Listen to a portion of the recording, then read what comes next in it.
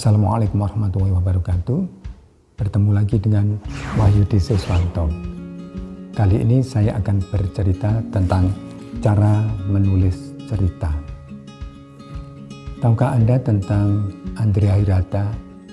Ya, seorang anak dari Balitung yang tiba-tiba saja mencuat dan terkenal se-Indonesia. Tidak hanya di Indonesia, bahkan nama Andrea Hirata dibicarakan di beberapa negara. Mengapa begitu? Karena dia menulis sebuah novel, Laskar Pelangi. Novel itu bercerita tentang seorang anak bersama teman-temannya di sebuah SD Muhammadiyah di Belitung. Ternyata cerita yang dari daerah yang terpencil, yang sebelumnya tidak banyak dikenal orang ini, ternyata menginspirasi dunia pendidikan. Bahkan tidak hanya dunia pendidikan, ada seorang ibu yang dia mengaku bahwa anaknya menjadi sangat baik setelah membaca novel Laskar Pelangi. Novel ini akhirnya diterjemahkan ke berbagai bahasa. Itulah sebabnya Andrea Hirata tidak hanya terkenal di Indonesia, tapi juga terkenal di berbagai negara. Setelah novel ini, lalu muncul novel-novel berikutnya dari Andrea Hirata, yaitu Sang Pemimpi, Eden Sor, Maria Makarpov, dan beberapa novel-novel yang lainnya. Kalau selama ini Anda sebagai pembaca novel, cerita, mengapa Anda sekarang tidak mencoba untuk menjadi penulisnya? Bagaimana caranya? Nah, kali ini saya ingin memberitahukan tentang bagaimana bekal menulis sebuah cerita itu. Yang pertama adalah ballpoint atau pensil dan kertas. Tetapi mungkin kalau Anda agak modern sedikit, Anda bisa menggunakan laptop atau juga HP Anda. Sudah, bekalnya itu saja. Sederhana. Apa yang mau ditulis? Ya sudah, pengalaman Anda, saya yakin, sudah sangat luar biasa. Saya seringkali terhipnotis, terkagum-kagum dengan cerita orang. Kenapa itu tidak dituliskan? Dan cerita orang itu ada kemungkinan dari Anda. Tidak peduli apakah Anda di kota, di desa, di pegunungan, atau di pantai. Saya yakin banyak cerita Anda yang belum diketahui oleh orang lain. Anda tulis. Yang penting bekalnya adalah tulis saja. Apakah itu melalui pensil, ballpoint, kertas, HP Anda, atau laptop. Tulis saja. Tidak peduli apakah nanti tulisan Anda nanti jelek atau tidak. Yang penting tulis. Tulis. Tulis. Saya mempunyai kenalan seorang ibu rumah tangga yang dia punya banyak cerita. Lalu saya sarankan, tulis saja cerita Anda. Bagaimana caranya? Tulis saja. Saya nggak bisa. Tulis saja. Bagaimana tekniknya? Tulis saja. Tiba-tiba saja dia mengirim WA kepada saya. Pak Wahyudi, buku saya sudah selesai terbit, dan yang mengejutkan adalah terbit di penerbit terkenal. Apa rumusnya? Tulis saja, tidak usah ragu-ragu. Kita seringkali ragu dengan diri kita sendiri, kemampuan diri sendiri, pengetahuan diri sendiri, padahal itu buat orang lain kadang-kadang luar biasa. Rumus yang pertama adalah tulis saja. Nah, kalau Anda ingin sedikit tambah, sebetulnya ini dikaitkan dengan kemauan. Ada seorang pengarang yang setiap hari menulis 2 cerpen. Dikirimkan ke berbagai penerbit, media massa. Tapi seringkali ditolak, bahkan ditolak selama hampir 2 tahun.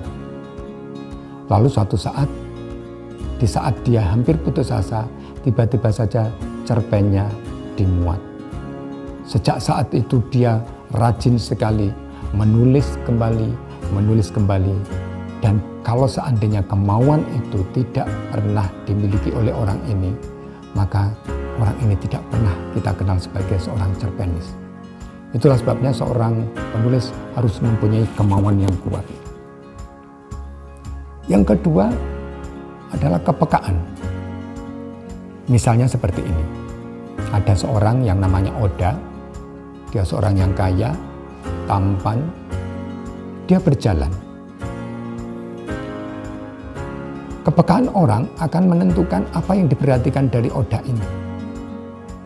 Kalau seandainya dia penata rias, maka dia akan melihat tata riasan Oda. Kepekaannya tertuju pada bagaimana tata rambutnya, bagaimana tata rias mukanya, bagaimana dia merawat mukanya. Itu kalau dia penata rias. Beda lagi kalau dia orang yang bergerak di bidang fashion. Maka yang diperhatikan adalah baju yang dipakai Oda, celana yang dipakai Oda. Bagaimana motifnya, bagaimana potongannya. Nah, ini kepekaan.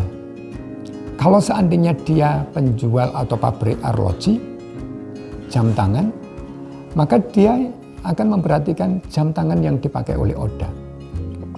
Kalau seandainya dia produksi sepatu, maka yang dilihat adalah sepatu yang dipakai oleh Oda. Itu yang saya maksud dengan kepekaan. Kadang-kadang kita melewatkan peristiwa-peristiwa, kejadian, pengalaman-pengalaman yang sebetulnya itu bisa menjadi bahan tulisan. Ini bergantung pada kepekaan Anda. Jadi kemanapun Anda pergi, kalau Anda peka, maka Anda akan mencatat apa yang Anda lihat, apa yang Anda dengar, dan apa yang Anda alami pada saat Anda pergi itu. Ini kepekaan, dan ini menjadi bahan tulisan Anda. Sangat sayang sebetulnya bahan tulisan yang ada di dekat kita, padahal itu milik kita, dan itu sudah sangat kaya, sudah sangat banyak, tinggal menuliskannya saja. Ini bergantung kepada kepekaan Anda. Nah, kepekaan ini, kalau kita kurang peka, maka kita bisa mengasahnya. Mengasahnya dengan cara apa? Ya kita bepergian. Tentu saja kalau kita tidak mempunyai uang, yang dekat-dekat saja, tidak usah perlu jauh-jauh. Saya jadi sedih ketika ada seorang yang ingin mengarang, tiba-tiba saja dia harus pergi keluar provinsi. Kemudian dia harus menyewa hotel, harus makan di restoran, itu sekian hari, mempunyai mempunyai tabungan habis hanya untuk itu. Padahal yang dihasilkan hanya sebuah cerpen yang sampai sekarang saya juga tidak mendengarkan. Padahal pengalaman dia di sekitar dia, yang dialami dia sehari-hari, itu merupakan bahan yang luar biasa untuk cerpen dia. Ini kepekaan. Saudara, kalau kita mencari, pasti ketemu. Kalau Anda tidak mencari, mana bisa ketemu. Itulah sebabnya bahan-bahan cerita Anda memang harus Anda cari.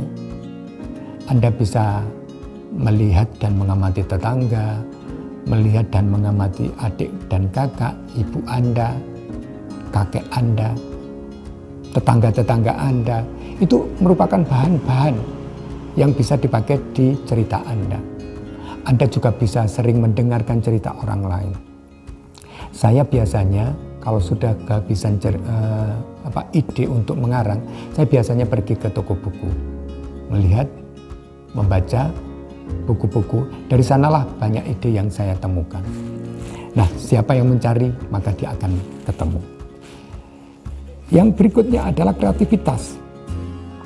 Kreativitas itu barang yang biasa, itu bisa menjadi luar biasa di tangan orang yang kreatif. Kalau orang lain melihat hanya satu jalan, maka dia akan bisa melihat banyak jalan. Kalau ada orang lain melihat satu cara, orang kreatif akan melihat banyak cara.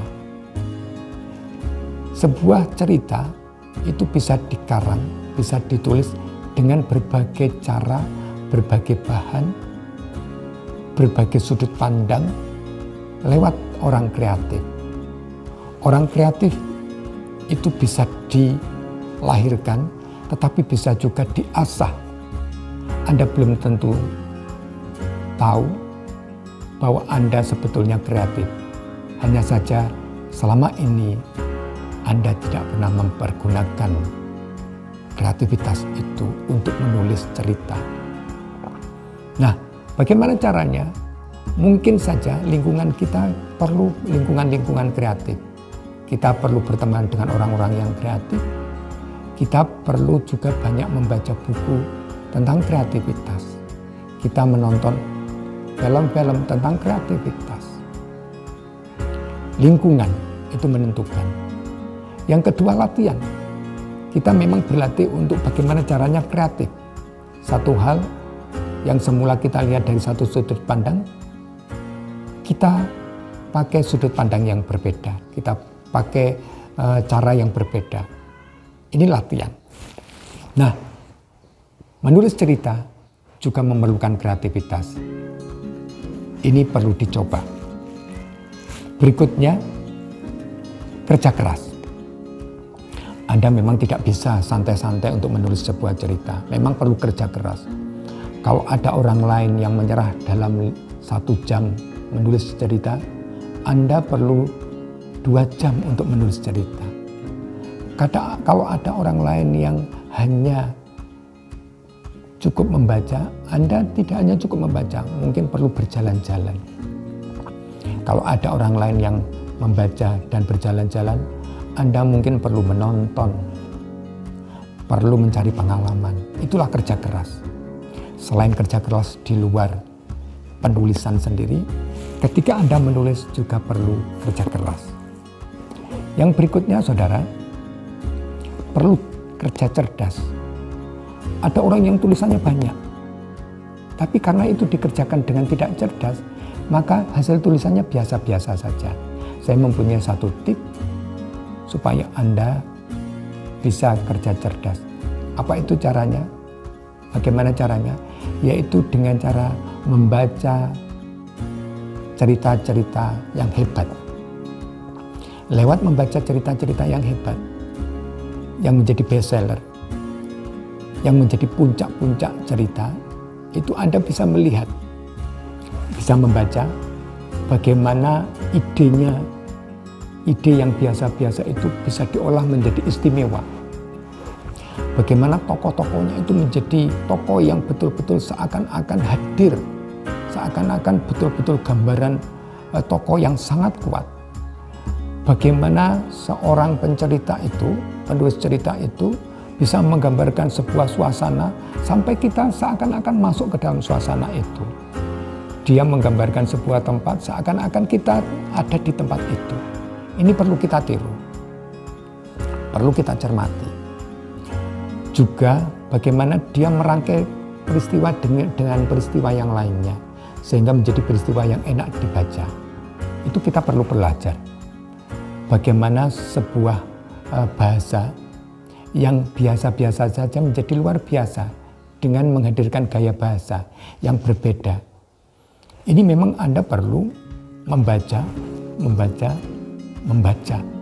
Untuk apa ini? Untuk kerja cerdas. Berikutnya adalah kerja tuntas. Saudara, godaan bagi seorang penulis cerita adalah lelah. Saran saya, selesaikan sampai pada titik terakhir cerita itu. Sama halnya dengan pelari, apa artinya kita berlari sudah 1 kilometer, tetapi tinggal 1 meter garis finish kita tidak menyelesaikannya. Seringkali kita merasa jenuh, merasa bosan, atau merasa menjadi, cerita saya kok biasa-biasa saja ya. Padahal itu tinggal menyelesaikan. Itulah godaan terakhir dari seorang sastrawan, seorang pencerita, seorang penulis cerita, yaitu menyelesaikan ceritanya pada titik terakhir cerita itu. Sampai kata tamat sampai kata selesai, sampai kata finish. Kadang-kadang ini membutuhkan sebuah energi, sebuah keberanian, dan sebuah keikhlasan untuk membiarkan cerita itu seperti itu. Yang terakhir adalah kerja ikhlas. Kerja ikhlas ini ya sudah, ikhlaskan saja cerita Anda. Oleh karena itu saran saya, sekali menulis, buat apa menulis sesuatu yang merusak? Lebih baik menulis sesuatu yang membangun. Kenapa sekali menulis Anda menulis sesuatu yang jelek, yang buruk? Tulis saja sesuatu yang baik. Kenapa tidak Anda tulis sesuatu yang inspiratif? Itulah sebabnya tulis saja dengan ikhlas. Saudara, Anda tidak perlu berpikir panjang. Kalau tadi saya memberikan tip yang banyak, sebetulnya kuncinya ada pada awal tadi, yaitu tulis saja. Dengan ballpoint, dengan pena, dengan kertas, dengan HP, dengan laptop. Tulis saja. Itu yang paling penting. Tulis saja, tulis saja, tulis saja. Semoga suatu saat nanti saya menerima balasan dari Anda ketika Anda melihat video ini dan Anda mengatakan bahwa cerita saya sudah selesai. Saya juga membayangkan suatu saat nanti Anda mengundang saya karena ternyata Anda sekarang sudah menjadi sastrawan yang hebat. Semoga bermanfaat. Saya akhiri sekian. Assalamualaikum warahmatullahi wabarakatuh.